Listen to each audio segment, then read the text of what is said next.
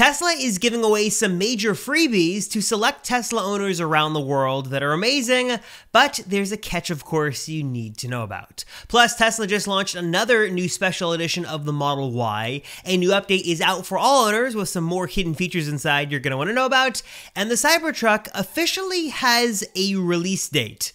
Sort of. As always, there's a whole lot going on in the wild world of Tesla that you need to know about, so let me break down all the big stories, all the headlines, all the news, all the leaks, all the rumors. Let me just break down everything happening in the Tesla world that you need to know about right now. And a quick shout out to Carlin Kit for their support of the channel. This is their T2C box, literally a plug-and-play solution to get CarPlay or Android Auto wirelessly on your Tesla. If you want to learn more, all the links, including a coupon code, are down in the description below. So that massive update I talked about last week is beginning to now finally roll out more widely around the world to Tesla owners, and is bringing with it a range of new features, including a couple of hidden gems that owners are now discovering and sharing online very enthusiastically as they fix a lot of Tesla's big software shortcomings. This update is 2023.12 and is so far the biggest update we've seen from Tesla in 2023. It allows you to do things like change the font size to a larger size to make all the text in your Tesla more legible and easy to read. It has points of interest reviews built in on maps, so when you're around a supercharger, you can see photos and reviews of points of interest. And biggest of all, you can now customize the left scroll wheel to do a bunch of different things. You can set it to adjust brightness of the screen, swap between acceleration modes, opening apps, controlling phone calls. There's a whole lot you can do and a lot of time you can save from tapping around on the screen now by just using the flick of your finger on this left scroll wheel to do a bunch of those super common Tesla-related tasks. In addition to all that, there are also several undocumented new features that you need to know about because these, like I said, are fixing some of Tesla's most annoying little quirks. For example, it's now way easier to scrub through a song playing and now actually see the time code of where you're scrubbing and skipping to in a song. Couldn't do that before. It was like dragging that little black bar into the abyss. And now when you move the map location, when you sort of have your map open, you move it to look around, it's now going to sort of ping pong back to your current location and not sort of stay out there sort of floating in no man's land, just showing nothing. You also have better controls over the wipers too. You can use that aforementioned left scroll wheel button to now cycle through the different wiper settings when you go and engage the wipers. And in addition to the car software update, Tesla also updated their mobile app as well to now include almost a full-fledged trip planner built right into, well, your phone. This used to be exclusive to just the Tesla in-car navigation, but now if you want to plan a trip and see what supercharging stops you've got along the way and how long you're going to be at each location, you can now do that from the mobile app itself. So you can jump in, you can sort of set what your state of charge will be or your current state of charge, you can sort of map out your direction to where you're going to go, and then easily see all the supercharger stops around the way. There are some more detailed controls available if you want to check out things like a better route planner. Even the in-car navigation software is still going to be a little bit more advanced than what you get in the Tesla app. But if you're sort of, you know, sitting around talking about a road trip and just want to see sort of at a glance what that road trip could look like logistically, you can now do that and sort of have that power and info at your fingertips right inside of the Tesla mobile app on iOS and Android. There is also a bit of controversy happening in the world of Tesla right now that I thought was interesting and I thought I'd share for you guys in case you run into this issue.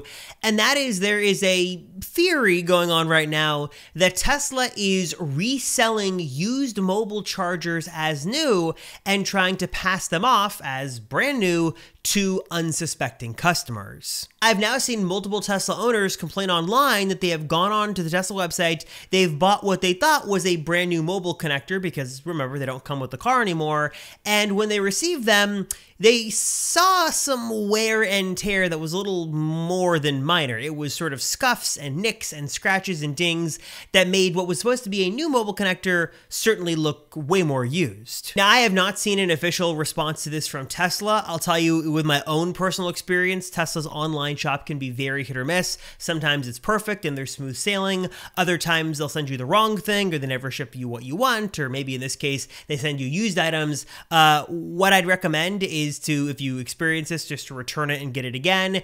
And for those who are a little wary of this, typically thankfully, most Tesla service centers do carry a lot of these common Tesla pieces in stock. Maybe delivery centers will as well. So if you don't want to deal with the whole online thing and you want to pick it up locally, I would call your local service center, say you're looking to buy a mobile charging connector, and then see if you can pick it up locally. I've done that a couple of times for adapters they've had in stock. It takes a little bit of phone shuffling a little bit, but if you do want to save yourself some headache, call your local service center and skip the wait list and skip the online mess and just go directly to the source. Hopefully. Moving on from that to some more exciting news, one of the other big stories of the week is that Tesla is officially launching an all-new low-cost standard range Model Y in Canada. Now, Tesla just launched a standard range Model Y here in the US, officially through the design studio, but these two cars, the US one and the Canada one, I should say Canadian one, are not at all created equally. There are some big differences here and a bit of a twist you gotta know about. The standard range Model Y sold in the US is being built at Giga Texas, while the new Model Y launching in Canada is the original standard range rear-wheel drive Model Y that was originally announced when the Model Y made its first debut. You might remember in the US, Tesla sort of made it, then they stopped making it, then they made it again, they stopped. Ultimately, they just sort of canned the idea here in the US for whatever reason and just now went with a dual motor variant. But in China, they did make and release this standard range rear-wheel drive model. It's an LFP-based battery Model Y. It has one single motor and is a rear-wheel drive car that sells for significantly less money than the standard dual motor one does. And since Giga Shanghai is currently the only Tesla factory around the world that is making this rear-wheel drive Model Y, they're actually importing it from China to Canada to sell in Canada as a new model, which would mean this is the very first time, if this report from Reuters is true, that Tesla is importing Chinese-made Teslas here in North America. And to give a little more context, the price of this standard range model is about $7,400 USD or 10,000 Canadian, lower than the dual motor long range model that has been the default up until now. It currently has a delivery estimate of any time between May through July. It looks to pack 245 miles of EPA estimated range and should be eligible for some of the Canadian EV credits depending on where you are in the country. But it looks like one of the big selling points of this car is that you can swoop in and get some incentives and save even more money on this low-cost Model Y. And for those of you keeping track at home and wondering what the differences are here, there are some pretty big pros and cons that make these cars very different. The standard range Model Y in the US is only about $3,000-ish cheaper than its long-range counterpart, but it packs two motors instead of one, 279 miles of range, while the Canadian rear-wheel drive model obviously has one motor, less range, but also is significantly cheaper than the dual motor variant. And that in and of itself poses a very interesting question. Would you rather have a dual motor Model Y with more range, more power, but not as cheap, or a significantly cheaper Model Y that could be, $8,000 cheaper than the dual motor variant, but only had a single rear motor and a little bit less range? This is a really good question. Let me know your thoughts on this down below. Depends sort of where Tesla's going with this, but I do think a lower cost Model Y makes a whole lot of sense in the US, though there is one big reason why they probably won't do it. The main reason we probably won't ever see this model here in the US, at least in that current form, is because of government incentives. The US government is getting increasingly more strict on which vehicles will and will not apply for those federal tax incentives, and what they're really focusing on is where the materials of the car are made, really focusing on US-made EVs. It's one of the big reasons, really the main reason, why the rear-wheel drive Model 3, Tesla's cheapest car, got its incentive cut in half recently from $7,500 to $3,750 if I'm doing my math right off the spot, which probably won't be, but the reason it lost 50% of its discount is because of its LFP-based battery not made in the US. So if Tesla wants to keep demand high and get these Model Ys as cheap as possible with incentives, they're going to have to make that standard range model at Giga Texas and sell that model. Maybe later on things change and they can import it, but as of now,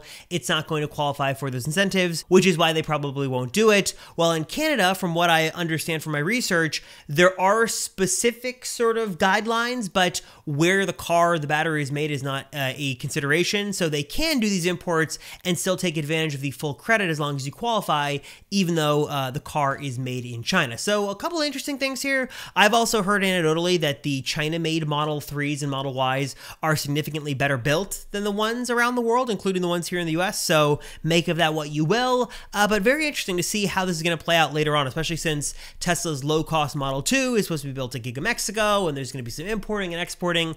Lots of stuff happening, but that was one of the big stories that I thought was worth sharing, and now you know the newest info on the low-cost Model Y. Of course, one of the other big stories of the past week or so are some of the new freebies Tesla is giving out to new and existing owners. Lots of good news here, but also some bad news that kind of sort of evens out. So the first part of this story came a few days ago when Tesla surprisingly raised the price again on the Model S and Model X. This comes not only after Tesla did sweeping discounts to the Model 3 and Model Y, like what, 2-ish weeks ago, but also just a few weeks after they significantly cut the price on the Model S and Model X. So these prices were up and down, up and down. Tesla recently slashed the price on them, but I think about $5,000, but now they're back up about $2,500 a piece. At the same time that Tesla raised prices on the S and the X, they also raised the price on the yoke. Now, you might remember a few months ago, Tesla was all in on the yoke. This was sort of the only option you could get. Then recently they introduced a round steering wheel option, so you could pick either of them free of charge, no additional charge there. But now it looks like the standard round wheel is the default, and if you want the yoke, it's going to be an extra $250 on top of the price of the car. We're not entirely sure why this is. Maybe the yoke is so controversial that Tesla doesn't want to make as many of them, or there's rumors that Tesla is writing a new and improved yoke in July, so not sure what the reason behind this is, but if you do want the yoke, it's going to be an extra $250 on the S or the X. And while price increases are never great, in a surprise turn of events, Tesla decided to also give new Model S and Model X owners free unlimited supercharging with a time constraint built in. Tesla is now giving free unlimited supercharging for anyone who takes delivery of a new Model S or Model X for 3 years. So for 3 years, you get all the road trips you want in and take advantage of free juice on Tesla's tab. Also, to make this even better is if you have an older Tesla that had free unlimited supercharging for life, if you trade that in, Tesla will double their offering and give you 6 years of free unlimited supercharging. Though again, you're giving up free lifetime supercharging for 6 years. So not sure if that works out on the math side, depending on how much you charge on superchargers.